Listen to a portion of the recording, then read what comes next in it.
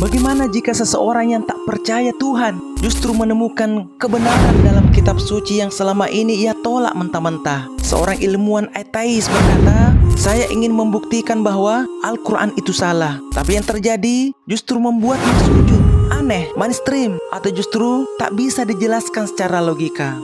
Selamat datang di channel Jejak Abadi, tempat di mana kita membongkar kisah-kisah luar biasa dari mereka yang menemukan cahaya Islam dari kegelapan yang paling pekat.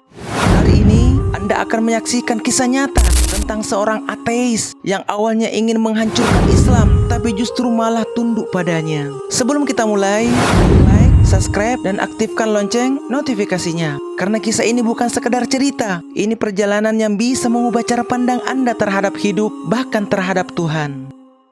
Alex Morgan, ia lahir di sebuah keluarga yang sangat menjunjung tinggi rasionalitas dan ilmu pengetahuan. Agama dianggap sebagai peninggalan kuno yang tidak relevan bagi manusia modern. Sejak kecil, Alex diajarkan bahwa Tuhan hanyalah ilusi kolektif, sebuah konsep yang diciptakan oleh manusia untuk menjawab hal-hal yang belum bisa dijelaskan oleh sains. Dan dari situ, Alex pun tumbuh menjadi seorang ateis yang militan. Bagi Alex, membahas Tuhan adalah membuang waktu, membaca kitab suci adalah tindakan bodoh. Tapi justru dari sikap skeptis inilah muncul satu pertanyaan yang tidak bisa ia hindari. Mengapa Al-Quran dari sekian banyak kitab kuno masih dipelajari dan diyakini oleh miliaran orang hingga hari ini? Alex pikir pasti ada sesuatu yang membuat orang tertarik. Tapi sebagai seorang ilmuwan rasional, Alex tidak bisa menerima jawaban karena iman. Maka Alex memutuskan untuk menyelidikinya sendiri dengan satu tujuan, membuktikan bahwa Al-Quran adalah salah.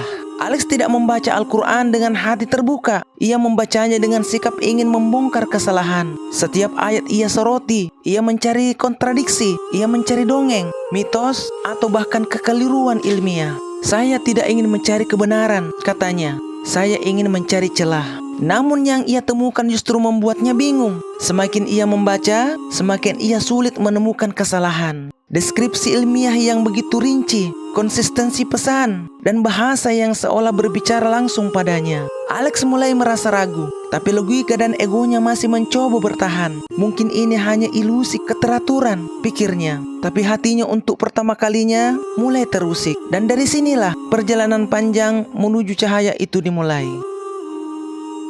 Logika dan ilmuwan. Semakin ia tenggelam dalam lembar demi lembar Al-Quran, semakin besar pula rasa penasarannya. Ia menemukan ayat yang berbicara tentang asal-usul manusia, tentang proses penciptaan dari setetes mani, lalu menjadi segumpal darah, dan kemudian menjadi daging yang dibentuk. Sebagai seorang yang berlatar belakang biologi dan ilmiah dan ilmu kedokteran, ia terkesikap. "Tunggu, ini deskripsi embriologi," pikirnya. Ia langsung mengambil buku medis modern, membandingkannya, dan nyaris tidak ada yang bertentangan. Bagaimana mungkin kitab yang katanya ditulis oleh manusia abad ke-7 bisa menggambarkan proses janin seperti ini? Bahkan sebelum mikroskop ditemukan. Ia mulai mencatat, lalu membuka tafsir, lalu membuka jurnal ilmiah. Ia ingin membuktikan bahwa semua ini hanya kebetulan. Tapi setiap pembuktiannya justru menambah daftar keanehan. Lalu ia menemukan ayat tentang laut yang tidak bercampur. Antara keduanya ada batas yang tidak dilampaui masing-masing. Quran Surah Ar-Rahman ayat 20. Lagi-lagi ia bandingkan dengan ilmu oseanografi modern. Dan lagi-lagi hasilnya membuatnya diam. Fenomena barier atau pembatasan antara dua laut yang berbeda salinitas dan suhu memang dikenal dalam ilmu kelautan. Dan faktanya ini tidak diketahui di masa Nabi Muhammad. Kemudian ia menemukan ayat tentang gunung sebagai pasak bumi, orbit planet, langit sebagai atap pelindung, dan semuanya secara ilmiah ada landasannya. Tapi di sisi lain, ia juga menolak untuk percaya. Ia berkata dalam hati, mungkin ini hanya interpretasi berlebihan. Tapi semakin keras ia mencoba mencari celah, semakin kuat dinding kebenaran itu berdiri di hadapannya. Ia mulai lelah, tapi juga penasaran. Tapi yang saya temukan bukanlah kesalahan, melainkan keteraturan yang tidak wajar. Di titik ini ia sadar bahwa ia bukan sedang mengkritik teks biasa. Ia sedang berhadapan dengan sesuatu yang tak bisa dijelaskan hanya dengan pendekatan akademik. Namun, egonya masih mencoba bertahan. Karena jika ia menerima bahwa Al-Quran benar, maka seluruh bangunan keyakinannya yang ia bangun selama puluhan tahun akan runtuh dalam semalam. Konflik batin dan penolakan. Di satu sisi, ia tak bisa membantah keakuratannya. Tapi di sisi lain, ia tidak ingin mengaku kalah. Karena jika ia mengaku bahwa Al-Quran benar, itu bukan hanya tentang menerima sebuah buku, tapi soal merobohkan seluruh identitas dirinya selama ini. Ia mulai hidup dalam konflik batin yang hebat. Di siang hari, ia tetap tampil sebagai ilmuwan skeptis. Tapi di malam hari, ia diam-diam membuka mushaf terjemahan. Ia membaca dengan cermat, berharap menemukan kesalahan. Tapi hatinya justru merasakan getaran yang tidak bisa ia pahami. Setiap kali ia membaca ayat yang menyuruh kepada manusia untuk berpikir, merenung, dan menggunakan akal, seolah sedang diajak bicara secara pribadi.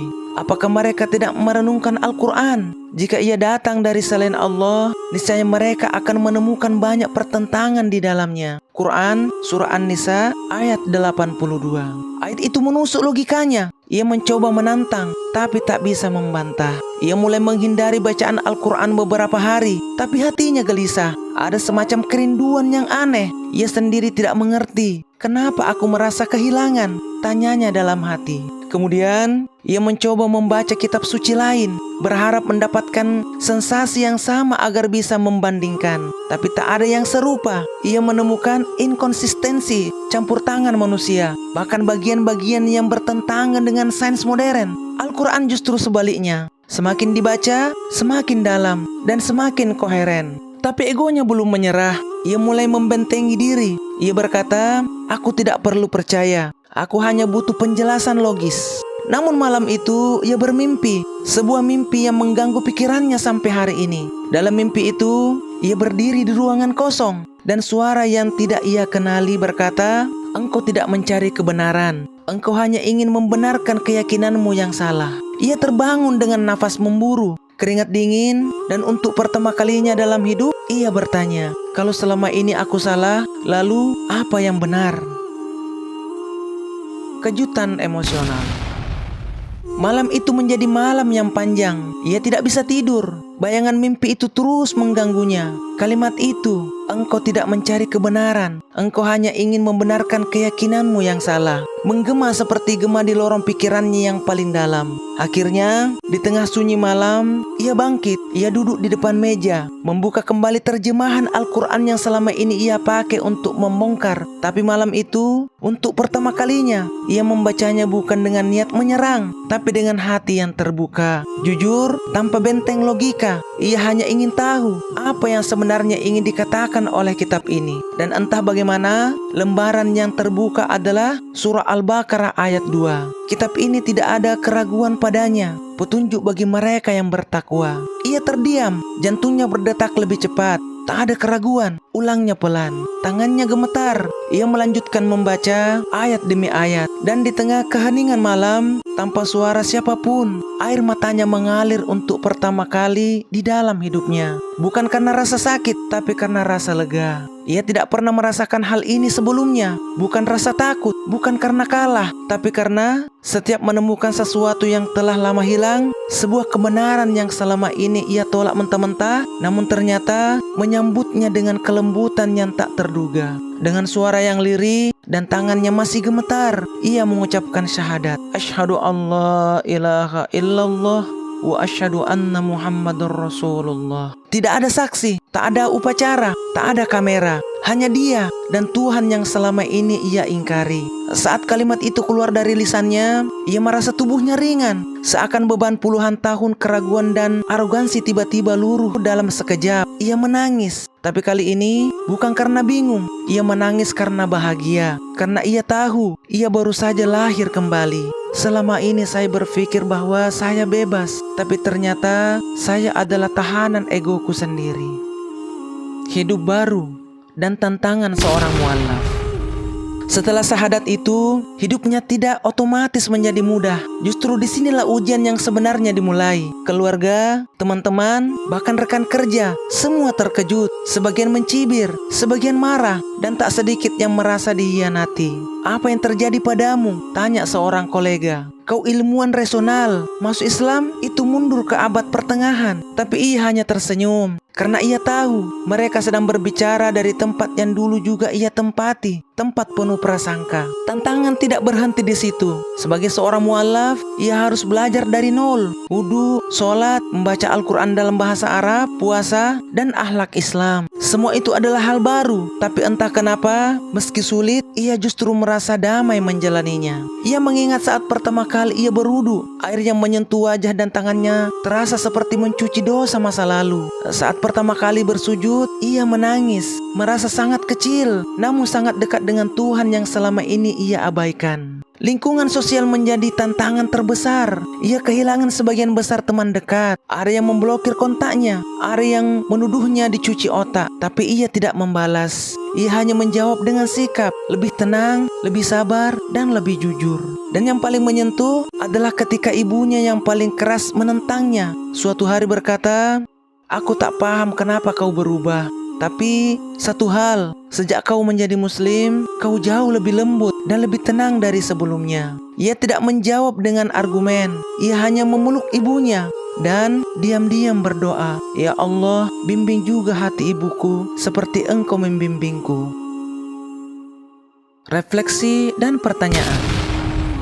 Kini ia berjalan di jalan baru. Jalan yang dulu ia benci, jalan yang dulu ia anggap sebagai jalan kuno, tapi ternyata lebih modern daripada pemikiran bebas manapun. Ia tak lagi mencari kebenaran di luar dirinya, karena ia sadar kebenaran itu sudah lebih dulu datang. Ia hanya perlu membuka diri untuk menerimanya. Dulu ia merasa paling tahu segalanya. Sekarang ia merasa belum tahu apa-apa. Tapi bedanya, kini ia punya pegangan. Ia tak lagi takut kehilangan arah, karena ia yakin setiap langkahnya kini dibimbing oleh cahaya yang sejati, wahyu dari Tuhan semesta alam. Ternyata menjadi beriman bukan tentang buang logika. Justru iman yang sejati lahir dari logika yang jujur. Dan ketika logika bersatu dengan hati, maka saat itulah cahaya Islam masuk tanpa paksaan. Ia bukan hanya berubah secara keyakinan, tapi juga secara sikap, gaya hidup, dan cara memandang dunia. Ia tak lagi gelisah menghadapi kematian. Ia tak lagi takut kehilangan status, jabatan, atau pujian manusia. Karena ia tahu hidup ini sementara dan tujuan akhirnya bukan sukses duniawi, tapi keselamatan abadi. Dan sekarang kami ingin bertanya kepadamu, apakah kebenaran harus datang dengan bukti fisik? Ataukah terkadang hati manusia juga bisa menjadi saksi terbesar atas kebenaran itu sendiri? Pertanyaan ini akan membelah opini, karena sebagian akan berkata, "Saya butuh bukti dulu baru percaya." Sementara yang lain akan berkata, "Saya percaya dulu," dan dari sana justru muncul bukti yang tak terbantahkan. Tulis jawabanmu di kolom komentar. Diskusi ini bukan tentang siapa menang, tapi siapa yang lebih jujur dengan dirinya sendiri. Jika kisah ini menyentuh hatimu, jangan lupa like, subscribe, dan bagikan video ini kepada orang yang kamu sayangi. Karena bisa jadi satu share dari kamu adalah sebab hidayah bagi seseorang yang sedang mencari cahaya, persis seperti kisah ini. Sampai jumpa di kisah mualaf berikutnya, dan ingat, kebenaran tak perlu dibela dengan emosi. Ia hanya butuh ditemukan oleh hati yang bersih.